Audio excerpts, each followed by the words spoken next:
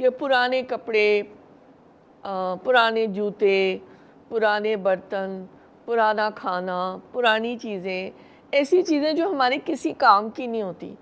ہم جب اپنے گھر کو ڈی کلٹر کرتے ہیں، صفائی کرتے ہیں، تو ہم اس سے جان چھڑانے کے لیے کہتے ہیں کہ جو ہے یہ ہم کسی کو یہ اللہ کی راہ میں ہم دے رہے ہیں. اور ایمان والے لوگ وہ ہوتے ہیں جو سب سے زیادہ شدید اللہ کی محبت میں ہوتے ہیں. آپ یہ دیکھیے کہ ان صحابہ کا کیا طرز عمل تھا کہ نیکی کی اصل روح خدا کی محبت ہے. یعنی اللہ کی محبت اتنی غالب آ جائے کہ وہ اسے اس اللہ کی محبت میں قربان کر سکتا ہو.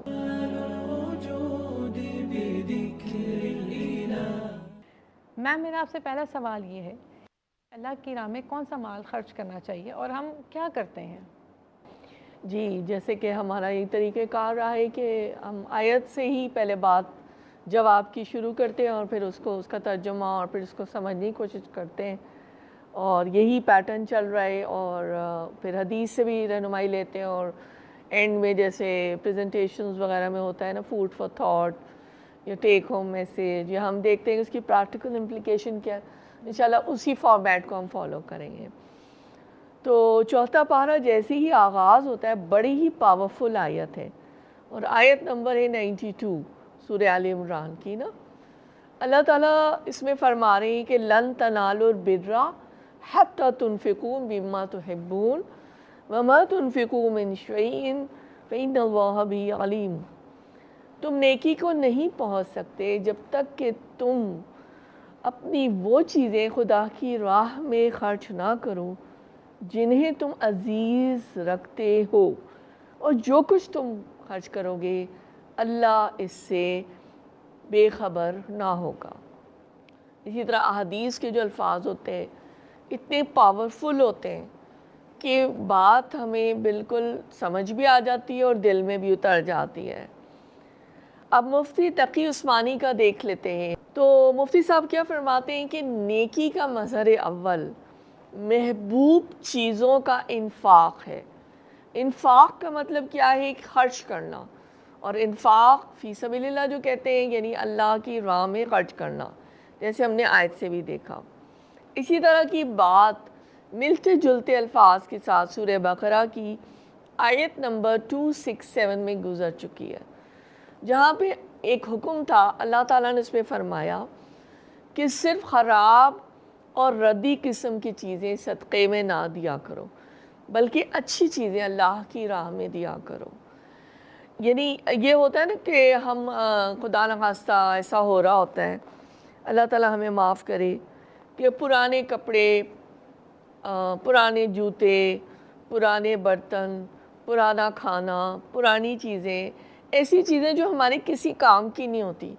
ہم جب اپنے گھر کو ڈی کلٹر کرتے ہیں، صفائی کرتے ہیں، تو ہم اس سے جان چھڑانے کے لیے کہتے ہیں کہ جو ہے یہ ہم کسی کو یہ اللہ کی راہ میں ہم دے رہے ہیں. لیکن بات یہ ہے کہ کیا وہ صحیح قربانی ہے؟ کیا ہمیں ان چیزوں سے ویسی محبت ہے جیسی ہمیں اپنی نئی چیزوں سے ہے یا محبوب چیزوں سے ہے؟ یہ ایک سوالیہ نشان ہے. بہت ہی میری محبوب آیت ہے، اور میں اپنے اسٹوڈنٹس کو یاد بھی کراتی تھی یہ ٹکڑا کہ والذین آمنوا اشد حبا للہ. اور ایمان والے لوگ وہ ہوتے ہیں جو سب سے زیادہ شدید اللہ کی محبت میں ہوتے ہیں. یعنی تمام چیزیں جو ہے نا وہ اس محبت کے زیر نگی ہوتی ہے. اللہ کی محبت ٹاپ موسٹ ہوتی ہے. جب یہ آیت نازل ہوئی جو لن تنالوا البر ہم نے پڑھی، تو صحابہ کرام نے اپنی سب سے پسندیدہ چیزیں جو تھیں وہ صدقہ کرنا شروع کر دی، اللہ کی راہ میں دینا شروع کر دی.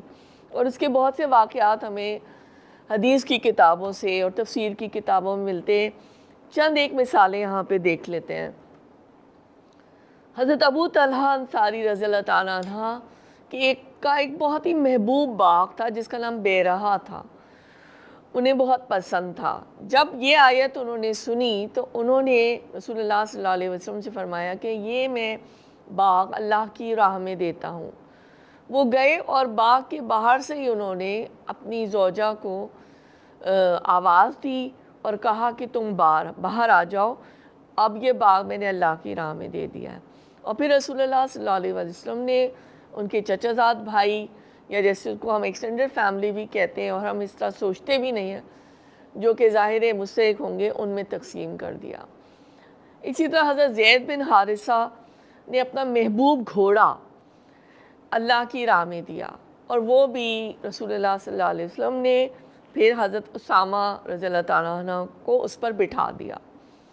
حضرت عمر کے پاس مال غنیمت آیا تھا جو ان کو بہت محبوب تھا، وہ انہوں نے اللہ کی راہ میں دے دیا۔ تو آپ یہ دیکھیے کہ ان صحابہ کا کیا طرز عمل تھا، اور ہم اپنے گرے بالوں میں جھانکیں کہ ہمارا کیا طرز عمل ہے۔ اور میں سب سے پہلے اپنے آپ کو مخاطب کروں گی، ہر آیت کے لیے اللہ تعالیٰ مجھے عمل کی توفیق دے۔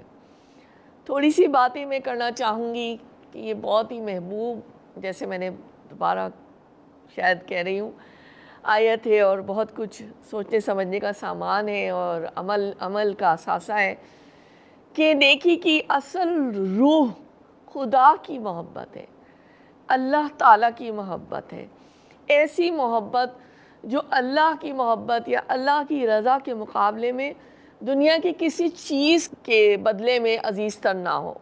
یعنی اللہ کی محبت اتنی غالب آ جائے کہ وہ اسے اس اللہ کی محبت میں قربان کر سکتا ہو۔ بس یہی وہ بت ہے کہ جب تک آدمی اس بت کو توڑ نہیں دے گا، نیکی کے دروازے اس پر بند رہیں گے۔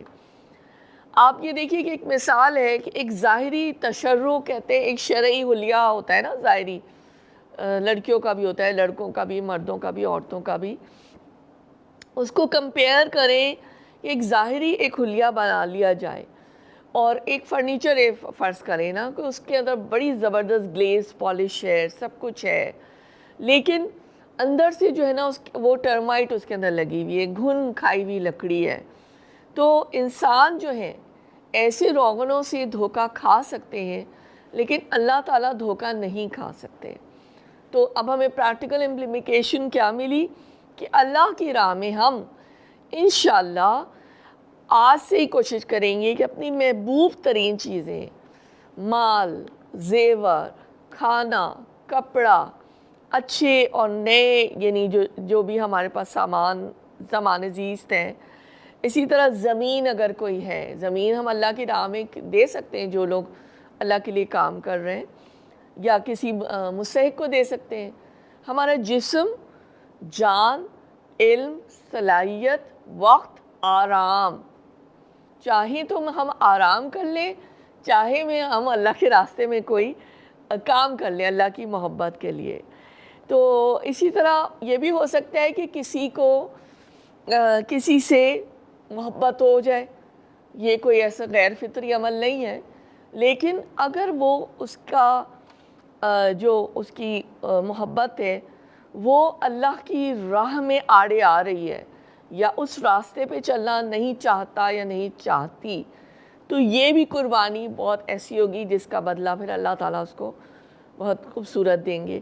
تو نتیجہ کیا نکلا کہ ہم جو کچھ بھی اللہ کی راہ میں دیں گے، انشاءاللہ وہی ہمیں آخرت میں ملے گا، جو بوئیں گے وہ کاٹیں گے۔